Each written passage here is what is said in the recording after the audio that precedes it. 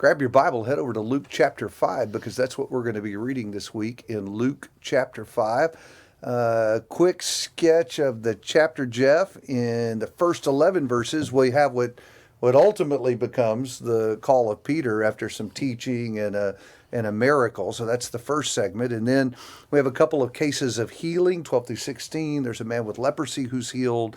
And then in 17 through 26, a man who is paralyzed is also healed. And then finally, the chapter closes in verses 27 through 39 with the call of Levi the tax collector, which then leads to some hostility, some challenges from his enemies. But that's a picture of the chapter that we're looking at. One new element we're adding this week, we see kind of the growth in the hostility, but we've seen that before. The new element we really haven't seen is the beginning to call this group that will be his apostles. So he has not had allies so far. Yeah, well, we have Peter, and would you wrap James and John in there too? They're certainly on the scene. They're tag-alongs. They're tag-alongs, yeah.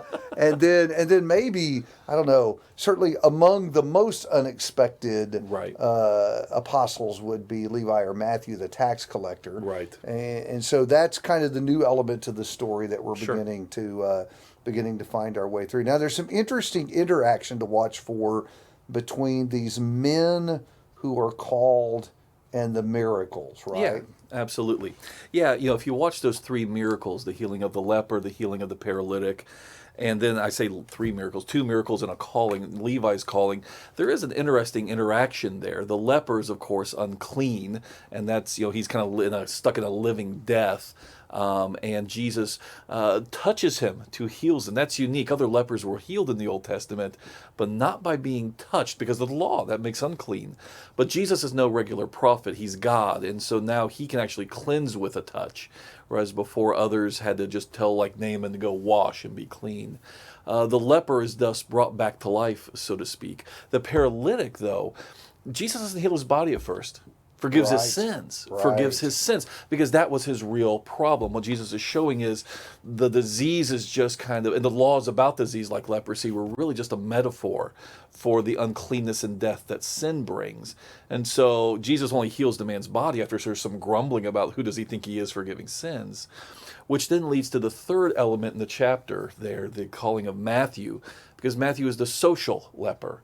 There's nothing physically wrong with him, but we see this story of a physical healing and forgiveness of sins with the leper and the paralytic coming together in a man who, that's why it's scandalous that Jesus is with him and calling him and eating with him, because he is a leper spiritually, and yet Jesus heals him too by forgiving his sins, by bringing him into the orbit of the disciples, by bringing him back to life, so to speak.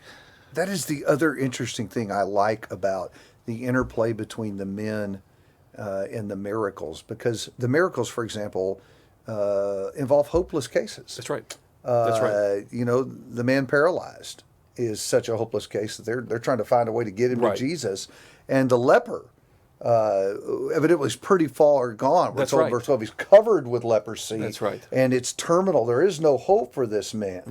This man until Jesus intervenes. Well, so are the men who are called. Levi, at least in the minds of the Jewish establishment, would have been a hopeless case. I mean, he's a collaborator and a cheat. He's a tax collector. Too far gone. Who would have ever put him on your team? And then you go back to Peter, and the interesting thing about Peter is the one who senses himself as the lost cause. Because when he starts figuring out that there's something special about Jesus, is not me, Lord, I'm a sinner. Yeah. You need to go away from me. And so it's interesting that with the Lord, there's never a lost cause. That's right. So one other thing that I thought was interesting, because we're doing the Bible reading, was to note verses 15 and 16. How Jesus was becoming more and more popular, more and more pressed upon by the crowds. But verse 16 said he would often slip away to the wilderness to pray, pointing up the importance that even the Lord attached to quiet devotional time. So like the Lord, let's take some time this week to be in his word, be in Luke 5, and let's be in prayer together to the Lord.